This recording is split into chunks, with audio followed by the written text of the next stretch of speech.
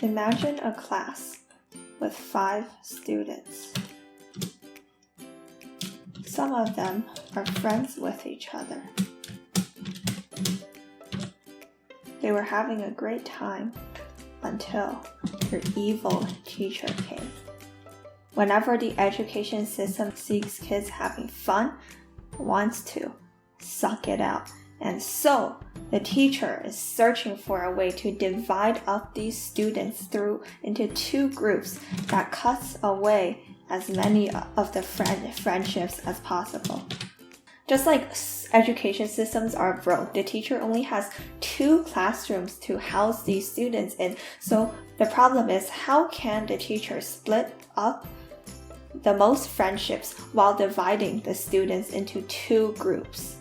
Well, now with only 5 students, we can probably guess and check and find a decently good answer. And in this case, the most friendships that you can cut with 1 line is 4. But what if we had thousands of friendships?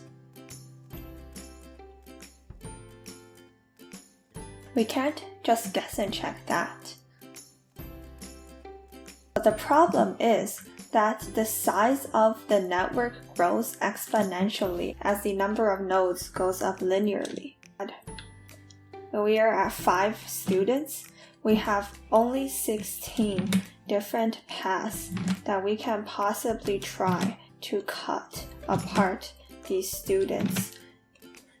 But as the number of networks grow, with 1,000 people, the number of different paths that we can try has 302 digits. Grows exponentially. And what if we had millions of people? What if these were people infected with COVID-19 and we wanted to find a way to separate them? So for a computer to, let's say, try out this many paths would take a damn long time. How do we speed it up? As you probably know, seen it all in social media, quantum objects can take more than 2 states at once. For example, this photon can be here, and it can be over here. And it can be over here and over here, and it could be over here, over here, over here, over here, over here, all at the same time. This is why we represent this as a wave. A quantum bit can be a 1 and a 0 at the same time. We can use this to our advantage. So let's just go back to our original scenario with our 5 students. We will initialize our quantum state like this. We can put our quantum state at 32 different places at once. When we cut like this, for example, this means that we have these 2 students on one side of the classroom and the other students on a different side. Let's say also each of these students had a number.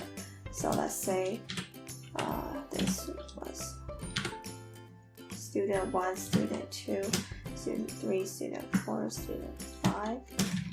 Now we know we have students number 1 and students number 3 on one side of the classroom. And this can be our answer to the max cut problem. This line is equal to this representation. And furthermore, we can take this even further. If a student is on the gray side, they get a 1. And if a student is on the blue side, they get a 0.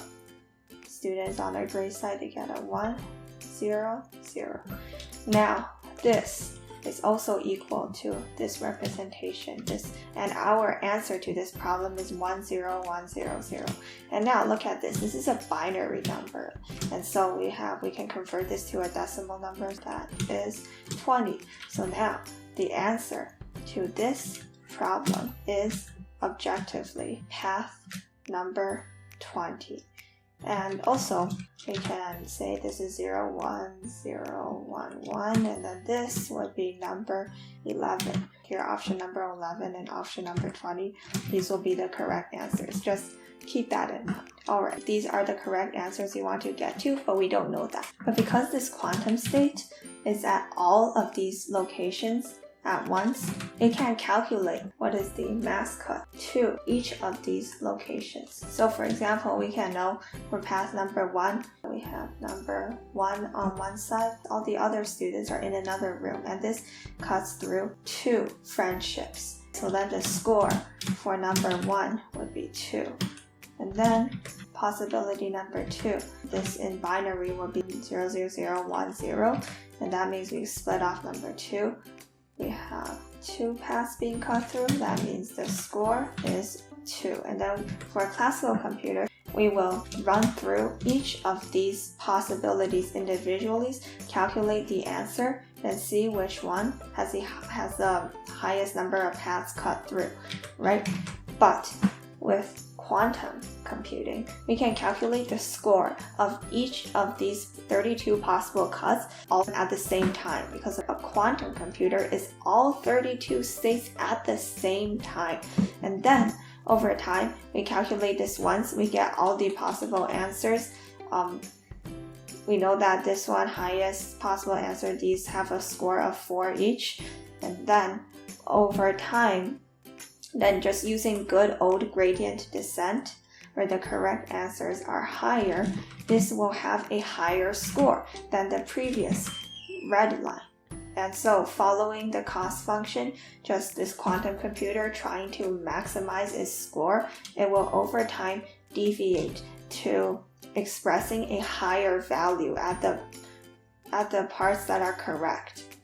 Soon, our hope is that instead of when it started out being at all places evenly, this quantum computer will learn to only at these 2 correct answers. That's the goal. This is a huge oversimplification. If you're a quantum scientist watching this, I'm sorry.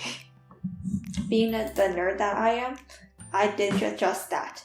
I wrote some quantum machine learning to perform this algorithm to calculate the maximum cut. I performed my mass cut on this graph with 4 students.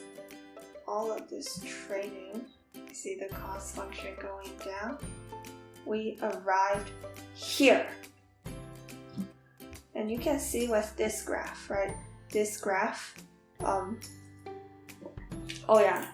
okay, by the way, this is unweighted max cut. This problem I just showed you, there's also weighted max cut. So weighted max cut would be, for example, let's say these 2 guys over here, remember the devil and the angel, they are extremely close friends, and to maximize misery, we want to cut through the closer friendships more than we want to cut through like the weaker friendships, like these guys. Like, yeah, they're just only kind of friends. This friendship, they might have a higher weight, like this is 5, this is like a 0.2. These weights can be like any arbitrary numbers. And now, depending on these weights, the answer to the question will actually be different, because we care about these more, right? Maybe instead we want to cut like that because we want to cut through the higher weights. Alright.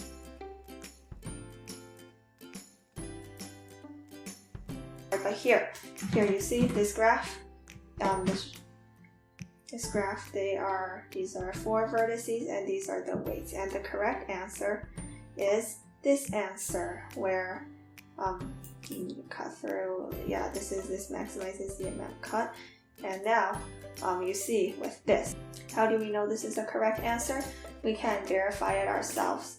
Well, if you cut it like this, this is 1 and 3 on one side, 2 and 0 on one side. So if you have 0, 1, 2, 3, the names of the vertices, we have, let's say this side is 0, that side is 1. We have 0, 1, 0, 1.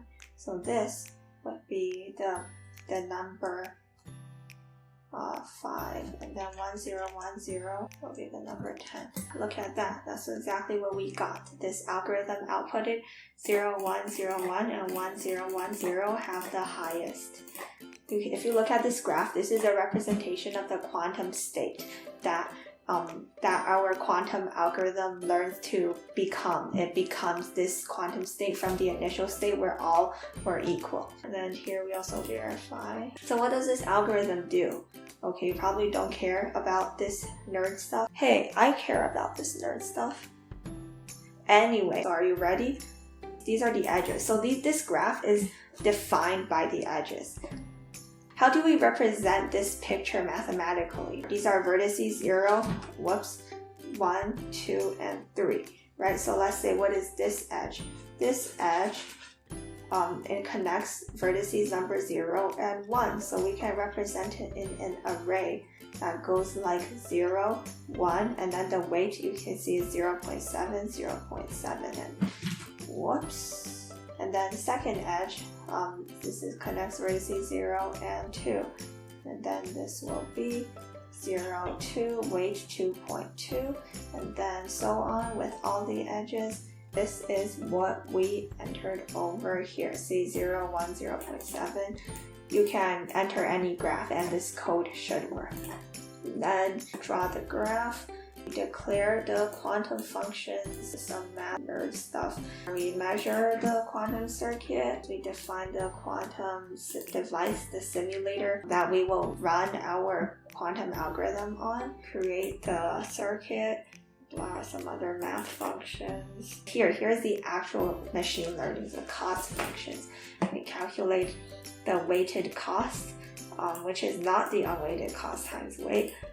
We try to minimize the cost function given the parameters. A ton of training later, we get the optimal parameters, and then we pass the optimal parameters through the quantum algorithm, and what comes out is the final answer, and this is our final answer, and we got it, yay!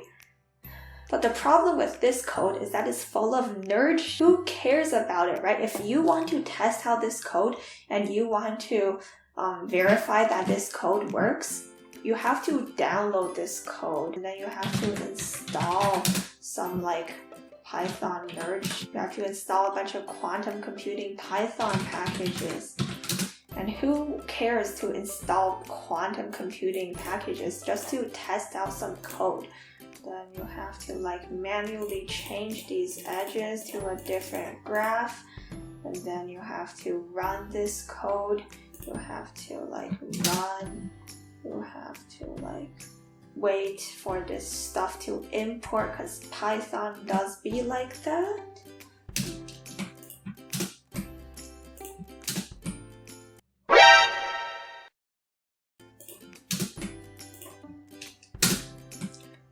Okay, look, even I'm getting frustrated testing out my own code. What if you had a place where you can just enter all your numbers and be able to find the answer just like that? What if with a user interface that anyone can use? What if you could run a quantum computing algorithm without even one line of code? And that exactly is what I try to do. Because the problem with many machine learning, quantum computing, and other algorithm development projects that are common among, say, TKS students is that the code just forever sits around on a GitHub repository for no one to look at. No one except for the people who are experts in quantum computing or who understand the code to appreciate, right? And the masses like don't understand quantum computing, like no crap, like no, they're not going to spend 20 hours building an algorithm to run something on a quantum computer.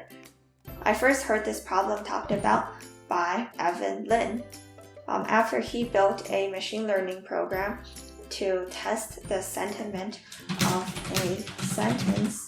Anyone can test out that this machine learning model works without one line of code at all, and this is the UI I want to build. So this is what I did, okay? So you see, look at this. React frontend, a Flask backend, and an API function that connects the two, sending over the edges that a user inputs, and then retrieving the edges and passing the edges through our algorithm. Anybody can run an algorithm on a quantum computer without one line of code. Let's load up our app. You can enter your own graph, or you can just choose a sample graph and then calculate. Here you see in this Python, we start running the algorithm. This cost function takes forever, by the way. Yeah, we're just gonna wait. Let it train, let it train, let it train, let it train. Let it train until the end of the universe. This will be still training.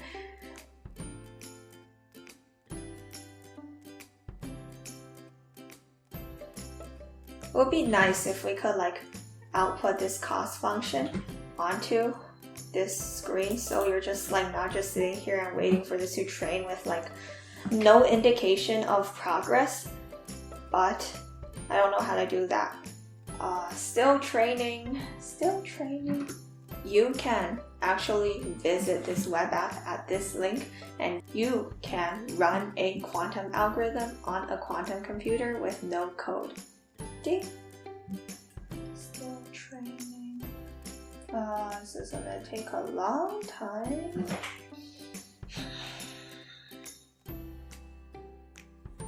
Three hours later. Look, we got our answer. Let's go. We got our answer. Now you can run a quantum algorithm with a code.